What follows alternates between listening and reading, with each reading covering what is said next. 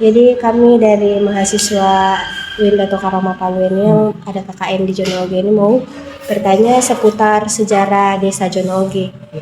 Di sejarah Desa Jonooge kan ini awalnya di tahun 1910 ya, tahun 1910 itu ada warga-warga dari pegunungan bagian sebelah barat di daerah Pinembani. Nah, di situ ada yang salah satu nama yang Sasulemba. Nah, Sasulemba itu berburu dia membawa seekor anjing ke sini, ke desa, ke Jonooge. Waktu itu belum ada nama desa, belum ada nama, mereka dari gunung, belum ada nama desa di sini. Satu orang itu bawa anjing untuk berburu ke sini, ke lembah. Nah, datang ke sini. Setelah itu Sasulemba ini selesai berburu, dia kembali ulang lagi ke daerah asalnya di daerah Pinembani, di bagian Donggala di Pinembani. Di situ tapi anjingnya ini dia mulai kembali. Anjingnya tetap di sini, dan setelah itu ini Sasulemba ini kembali ke Pinembani, baru dia kembali lagi turun lagi dari gunung ke daerah sini, ke lembah.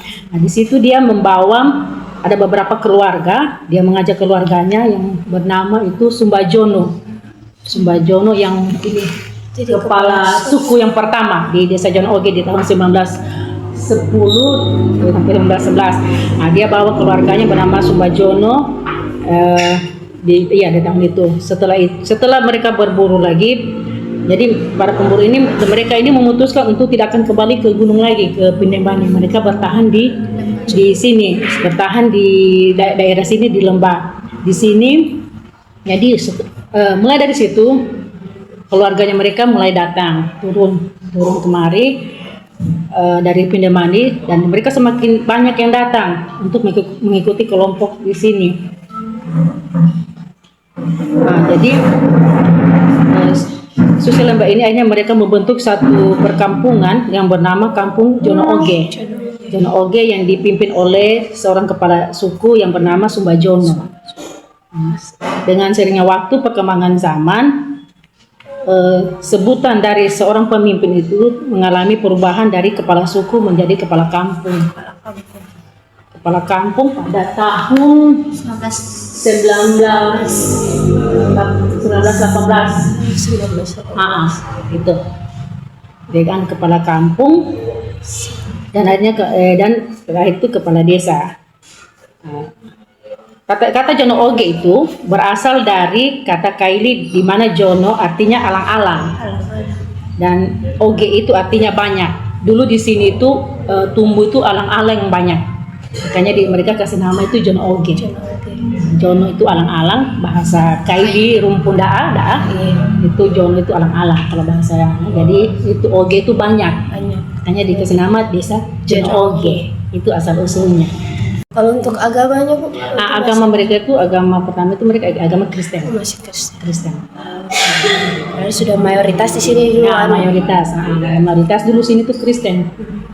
Nanti masuk di tahun 90-an itu yang masuk banyak yang Muslim. Migrasi dari migrasi dari itu mereka masuk ke kalau dulu sini tidak ada transmigrasi, cuma mereka ke daerah tempat lain.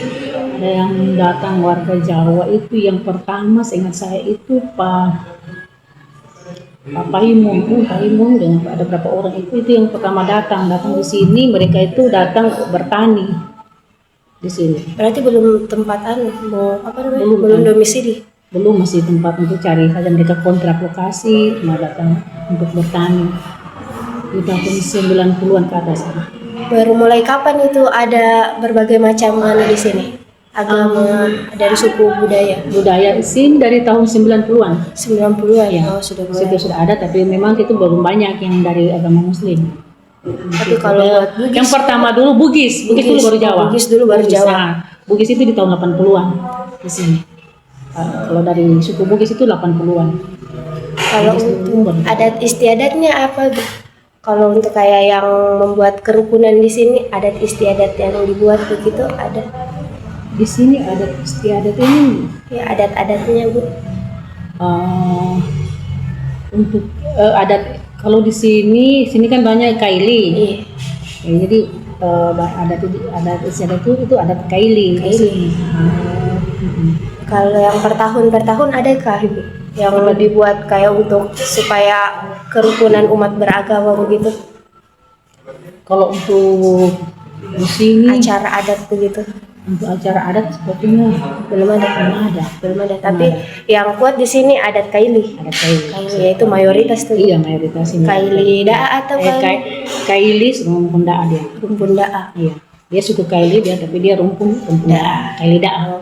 Ini struktural nama-nama pemimpin desa dan Oge, mulai dari kepala suku, kepala kampung sampai menjadi kepala desa dan lama masa jabatannya. Yang pertama kan sini sebagai kepala suku, yang pertama disebut kepala suku Pak Sumbajono.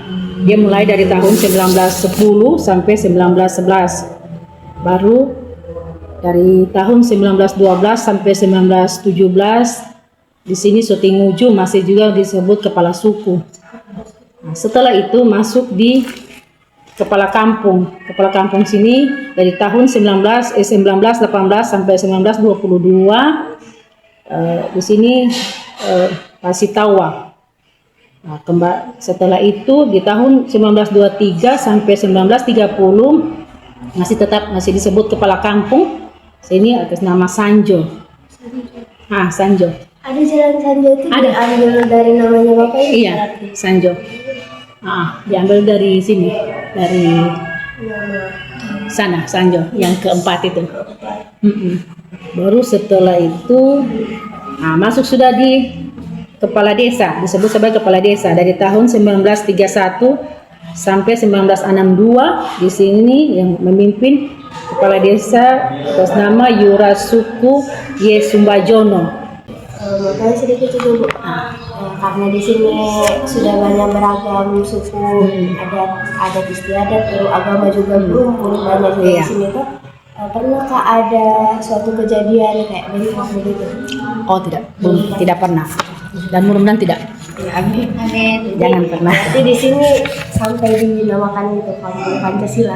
Iya. Saking rukunnya desa ini. Iya. Pernah nggak di sini ada mungkin gesekan antar pihak agama? Kalau misalnya ada, itu dia bagaimana cara penyelesaiannya atau yang menjadi mediatornya untuk mendamaikan? Gesekan agama belum ada di sini.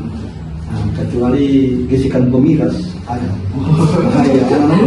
Mama udah bilang ada sudah dan Jono itu sudah 3-4 kali tangan. Kalau agama belum ada. Berarti untuk dari gesekan antara suku ada agama alhamdulillah tidak ada. Mungkin ada pesannya juga untuk masyarakat Jokowi ke depan akan Saya pesan kepada mereka, pertama orang tuanya kasih sekolah itu anak-anak. Saya sampaikan di gereja, sekolah pendidikan. Yang nomor satu lagi harus mengenal agama apapun. Dari agama ke pendidikan pasti ekonominya bagus, wawasannya bagus, toleransinya bagus, ya. Wawasannya juga luas. Nah, itu saya punya pesan kepada masyarakat tuh yang miras, lepas miras, yang berjual miras, berhenti berjual. Jadi mau tanya-tanya sedikit saja Pak mengenai tentang keberagaman budayanya di sini tentang kerukunan agamanya. Agama di desa Jono Oge ini, bagaimana hubungannya? Hubungan antar agama cukup bagus. Toleransi antar agama, kita saling mengunjungi dalam hari raya, misalnya hari raya, masing-masing hari raya kita saling mengunjungi, baik Islam maupun Nasrani gitu. Nanti itu baik pemudanya ataupun orang-orang tuanya Pak? Iya, anak-anak juga, orang tua, pemudanya. Biasa pemuda, kalau pemuda Kristen, ada raya Muslim, Islam, dari Kristen yang menjaga masjid, pengamanan. Demikian juga sebaliknya. Kalau Natal, Ya, Natal. pertanyaan keduanya, pengalaman kebersamaan dengan agama lain di desa Jono Oge Pak, itu terkait itu juga sama juga? Sama, berarti dalam perihal beribadah juga. buat ibadah ya kan masing-masing kan, Iya. cuma tidak berkorek-korek artinya tidak mengganggu, tidak mengganggu. Cuma menjaga keamanannya Iya, saja. keamanan. Ini sudah tentang kebersamaannya, kerukunannya. Kalau lalu-lalu Pak, di sini pernah tidak ada permasalahan atau bentrok-bentrok begitu antara umat beragama atau antar budaya begitu Pak? Belum. Oh belum pernah. Berarti di sini aman.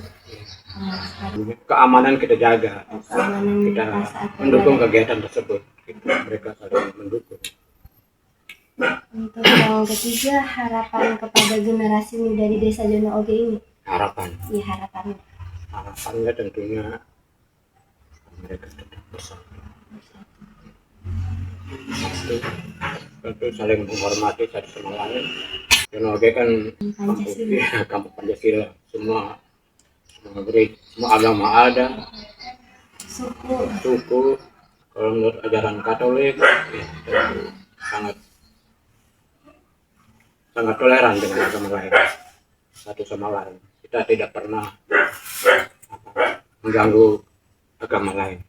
Kita akan diajarkan dalam gereja itu kasih, saling mengasihi, saling menghormati. Itu dalam gereja Katolik kan kasih yang pertama. Berarti jadi pegangan teguh untuk kerukunan agama di Desa Iya. Jono Oge ini, terutama untuk agama Katolik. Iya. Mungkin itu saja ya dari Bapak. Terima kasih nih Bapak. Beragama di Desa Jono Oge. Pertama bahwa semuanya baik-baik saja. Di Jono Oge ini kan mayoritas Kristen. Tidak melihat mayoritas dan minoritas, tetapi melihat kebersamaan bahwa kalau di Desa Jono Oge ini sebenarnya tidak ada sekat-sekat yang terjadi antara agama-agama karena memang terbina dan itu sangat dijunjung oleh berbagai pihak. Kalau kericuhan dan keamanan soal keberagaman agama di sini tetap dalam keadaan kondusif, tidak ada tidak ada istilah ini agama Katolik, ini agama Islam, ini agama Kristen. Ketika kami ada pertemuan di kantor desa semuanya baik-baik saja. Ya, kami mengambil kesepakatan untuk mempererat hubungan silaturahmi di antara agama-agama di sini. Jadi tidak ada masalah di sini, semuanya baik-baik saja. Ya, karena apa? Karena kesadaran. Ya, sekalipun memang tugas pemerintah untuk mengkolaborasi semua agama. Jadi kalau ibadah tetap berjalan dengan tidak ada gangguan dari ya ketika umat Kristen beribadah tidak ada gangguan dari Islam, ketika Islam mendengarkan sholat juga dari Kristen, karena semua paham bahwa hanya di dunia ini terjadi sesuatu yang ada perbedaan, tapi semuanya itu kan disadari bahwa kita kan manusia biasa, tidak mungkin kita membuat kericuhan, kegaduhan di Desa Jono Oge. Nah, kalau dari agama Katolik ini ada tidak momen kebersamaan dengan agama lain? Kalau agama lain itu kan agama Kristen, Katolik, dan Islam. Kalau denominasi itu ada, jadi itu tidak pernah ada pertemuan di antara agama-agama itu. Hanya saja kita tetap membuat komitmen untuk tetap bersatu. Sampai dinamakan ini Kampung Pancasila. Ya, kampung Pancasila. Itu mau tanya sedikit soal toleransi. Kalau di Indonesia namanya toleransi. Kalau di ajaran agama Kristen sendiri ada tidak yang tentang penjelasan tentang toleransi? Tapi kita kan dulu toleransi, tetapi sekarang kerukunan. Itu yang kita jadi kerukunan sekarang. Saya lebih cenderung memahami tentang kerukunan daripada toleransi. Karena kalau kerukunan itu kan berasal dari kata rukun, regenerasi untuk tetap mempertahankan apa yang sudah terpola. tetap solid. Harapan Bapak kepada generasi pemuda, generasi penerusnya Bapak supaya toleransi tetap jalan. Tetap kita himbau dan ke generasi berikutnya untuk tetap mempertahankan, karena saya dengar cerita itu dari beberapa kepala desa semua teman saya, jadi tidak pernah ada kekacauan, kegaduhan di sini. Malah ada kan kerjasama di sini, biasa kegiatan sepak bola di sana. Konsep dari Islam sendiri, konsep toleransi itu toleransi yang dari Islam sendiri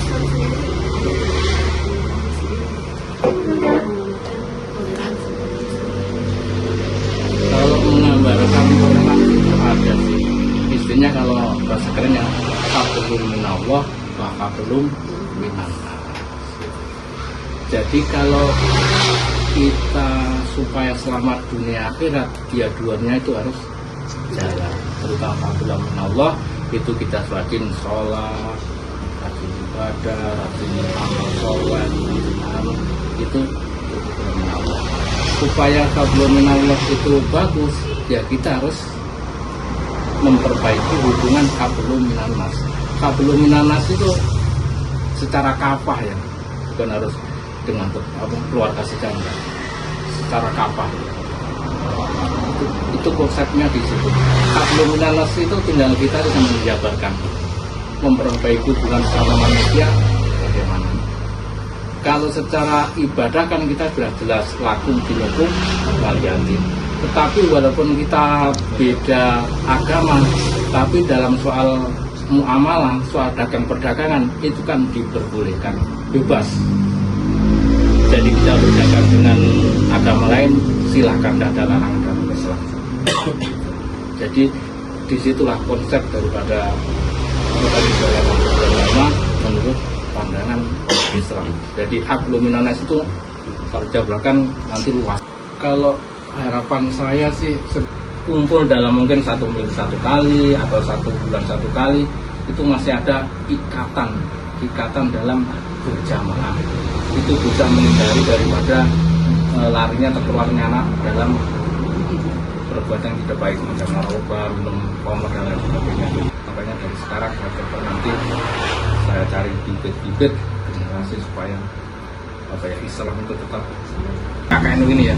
Apa yang ada di desa itu ikutilah, entah pertanian, entah peternakan, karena kita tidak tahu nanti ilmu apa yang akan bermanfaat di masyarakat.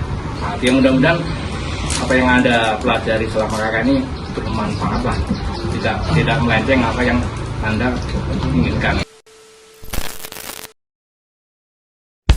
Kerukunan tidaklah terlahir dari persamaan, tetapi dari hati yang mau saling memahami. Desa ini telah membuktikan bahwa perbedaan bukanlah tembok, melainkan jembatan. Inilah kisah sederhana dari desa kecil, tapi dengan hati yang besar.